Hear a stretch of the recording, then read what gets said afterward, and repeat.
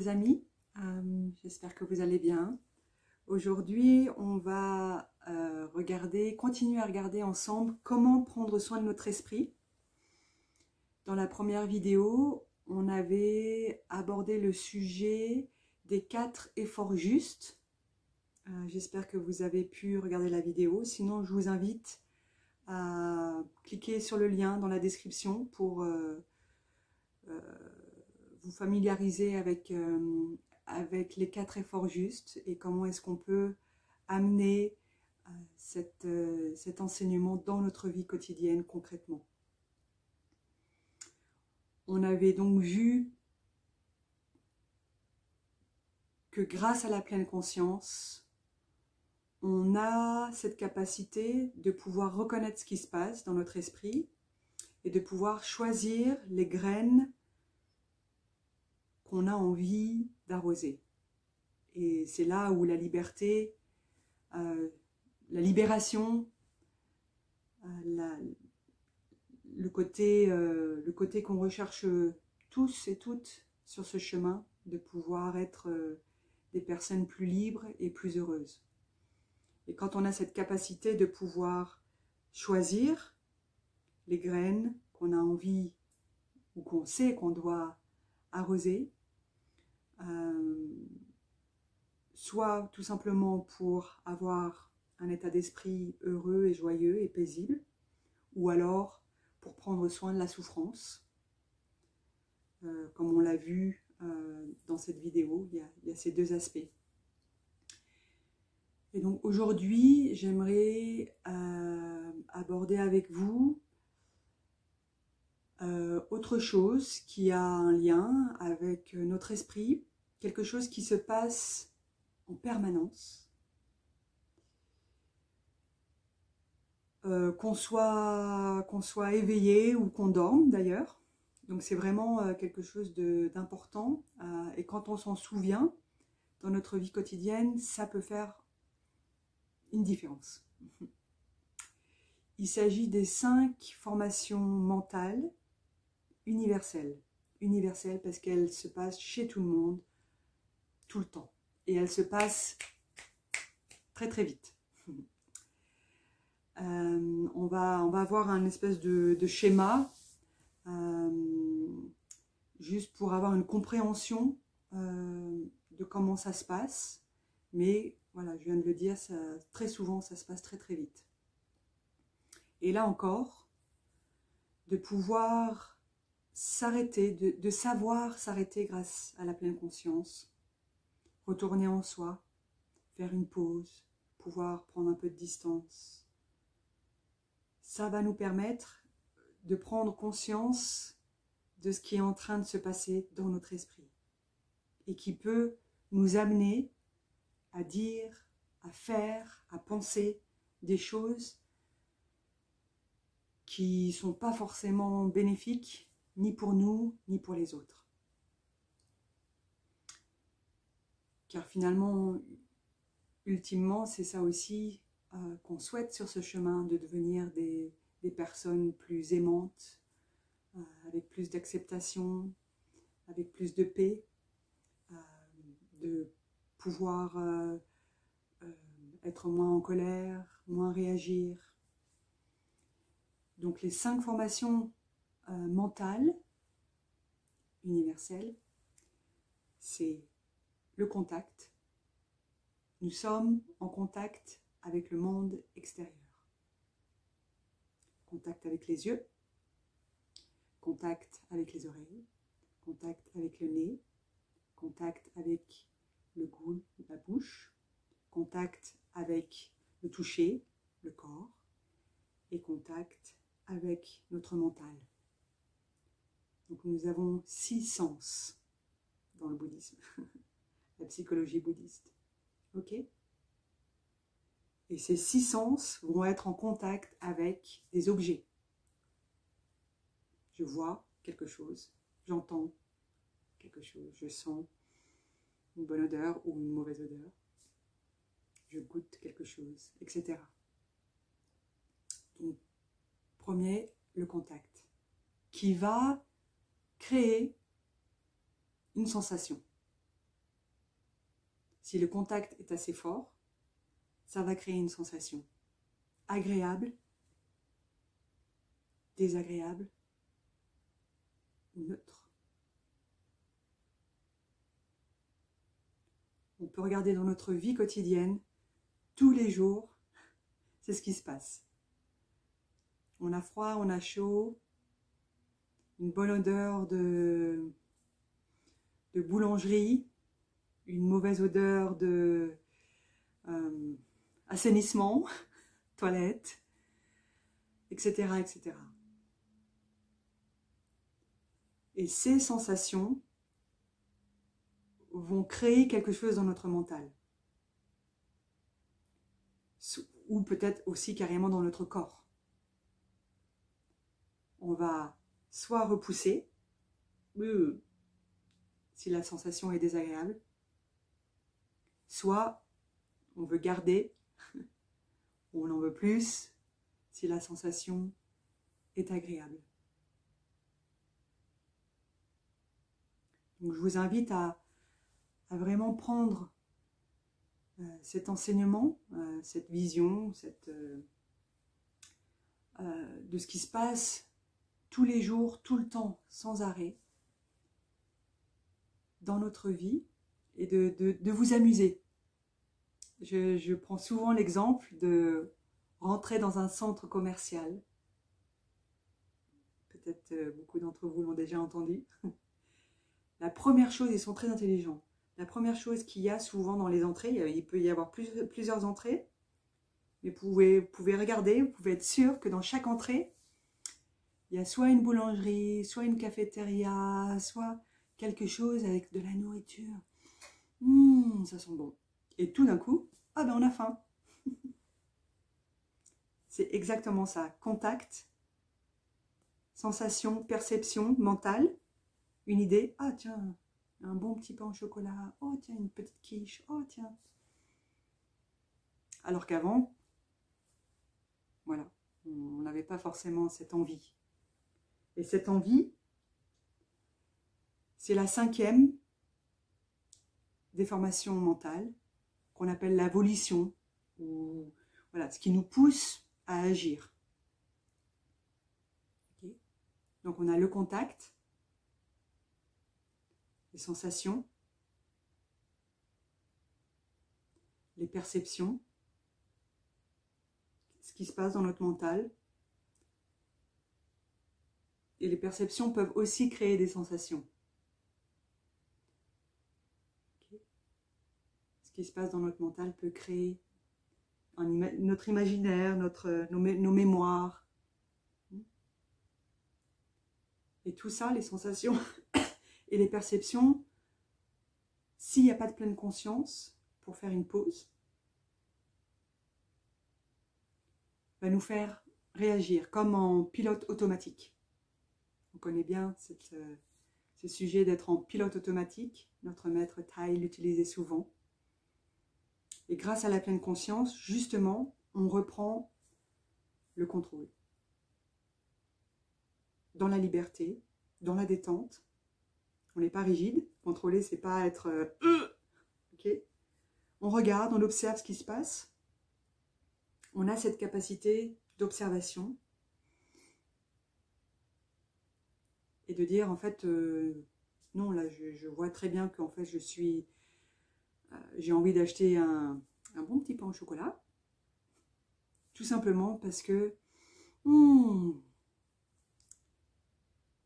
ça sent bon et voilà, j'ai mon imaginaire qui me voit en train de manger un bon petit pain au chocolat. Mais finalement, j'ai pas faim, je sais que c'est pas forcément bon pour ma santé. Et donc la clé ici, c'est l'attention. L'attention appropriée. En pali ou en sanskrit, c'est Yoniso Manaskara.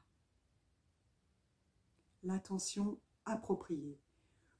Où est-ce que je mets mon attention? Donc là, on revient un peu à la première vidéo sur les 4 efforts justes.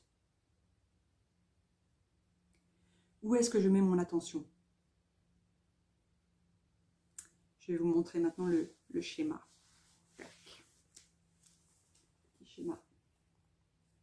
Donc on commence avec le contact. On est en contact avec le monde sans arrêt. On voit des choses, on entend des choses, on sent des choses, on goûte des choses, on est en contact. On pense. Ok. Ce contact va créer des sensations ou directement aussi des perceptions. Les sensations peuvent aussi créer des perceptions. Et de toute façon, tout ça, hop là, ça arrive à toucher notre volition. Qu'est-ce qu'on va faire? Est-ce qu'on va repousser? Est-ce qu'on va attirer? Est-ce qu'on veut plus? Est-ce qu'on veut moins? Est-ce qu'on est d'accord? On n'est pas d'accord? Qu'est-ce qu'on va dire? Qu'est-ce qu'on va faire avec notre corps? Qu'est-ce qu'on va penser avec notre esprit? Donc les 3 actions, qu'on appelle aussi le karma. Karma, ça veut dire action. Sensations, je l'ai dit tout à l'heure, 3 sortes de sensations. Sensations positives, agréables, c'est bien. Sensations plutôt désagréables,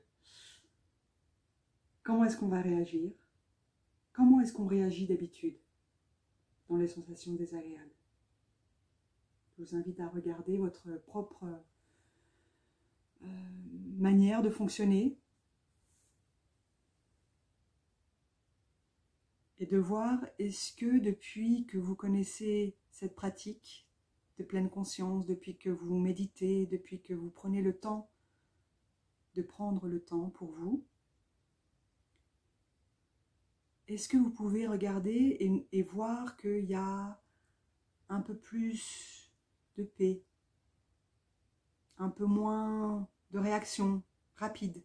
Peut-être il y a toujours une réaction, mais il y a un petit laps de temps qui se fait. Et peut-être qu'il n'y a pas encore suffisamment d'ancrage profond en vous et de détermination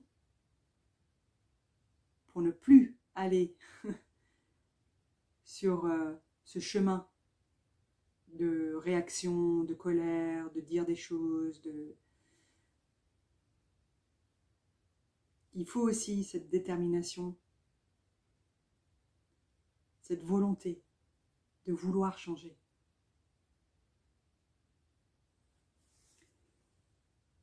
Et là, quelque chose d'intéressant, la sensation neutre.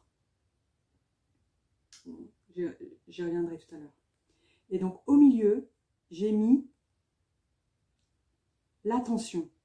Parce qu'en fait, l'attention peut toucher les 4 autres.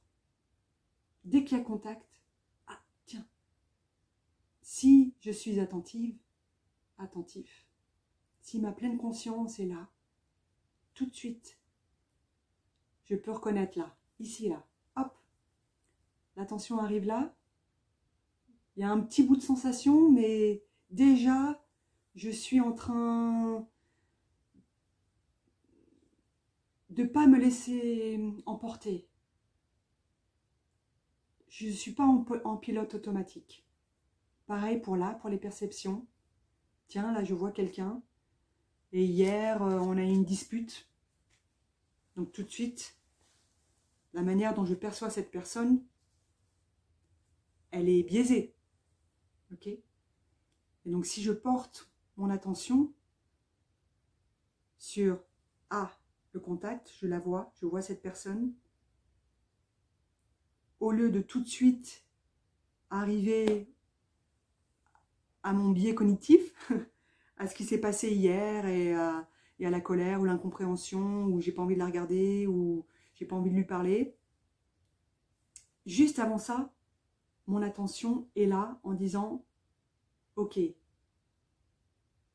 je sais qu'il s'est passé quelque chose hier. Je sais aussi que cette personne et que moi, on est différents aujourd'hui. » Et tout ça aussi, pareil, les sensations positives, négatives, neutres, nos perceptions, la manière dont on fonctionne, change tous les jours, peut changer tous les jours. si on développe cette capacité d'être présent, présente.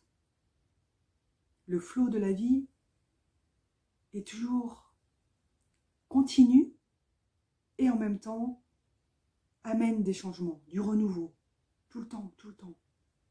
C'est comme un printemps indéfini. Parce que justement, c'est comme si on coupait le flot incessant des énergies d'habitude, dont on n'est pas conscient. Et donc on est dans ce truc de contact, sensation, perception, volition, et hop, je dis un truc, je fais un truc, et je dis toujours la même chose, je réagis toujours de la même manière. Donc l'attention appropriée.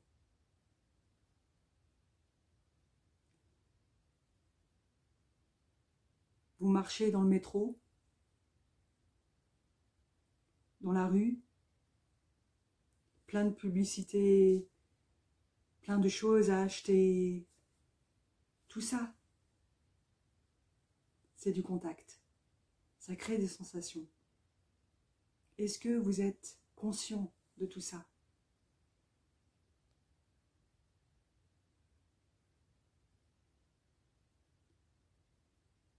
La liberté qu'on peut développer de plus en plus profondément, de plus en plus ancrée, grâce à la pleine conscience qu'on génère pendant les différentes pratiques, et qu'on peut justement amener dans notre vie quotidienne, dans la rue, chez le boulanger, en faisant des courses, en ayant une conversation, au téléphone, en écrivant un email. On reçoit un email, la colère, l'irritation, l'incompréhension. Tout de suite, qu'est-ce qu'on veut faire? On veut répondre. Volition. Non.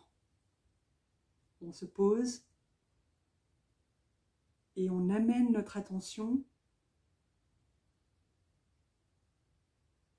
sur les belles graines qui sont déjà là en nous, on le sait, et qui sont aussi présentes chez l'autre. S'il s'agit d'une relation avec une personne, s'il s'agit d'une relation avec un objet, pareil, on peut regarder. Qu'est-ce que cet objet, quel impact cet objet a sur moi? Et si cet objet a un impact plutôt négatif, peut-être que je pourrais choisir de ne pas porter mon attention trop souvent sur cet objet. Et de choisir de mettre mon attention, mon focus sur autre chose qui va nourrir la liberté, la joie, la détente. Donc, on voit bien le lien entre ces 5 formations mentales qui se passent sans arrêt, sans arrêt, sans arrêt. Et si le contact n'est pas assez profond pour toucher notre conscience du tréfonds, si l'attention n'est pas là, on n'est pas conscient de tout ça. Ça se passe très très vite. Donc, la relation entre ce mécanisme du mental et qui nous pousse à faire, à dire, à penser des choses, et avec, je reprends le schéma de la première vidéo, avec les 4 efforts justes. on porte notre attention, on essaie de porter notre attention sur les graines positives qu'on veut faire émerger dans notre mental, dans notre vie, tout simplement. Et on prend soin des graines négatives pour ne pas créer de la souffrance, tout simplement. On a suffisamment de souffrance comme ça, individuelle et collective. Apprendre à prendre soin de notre esprit,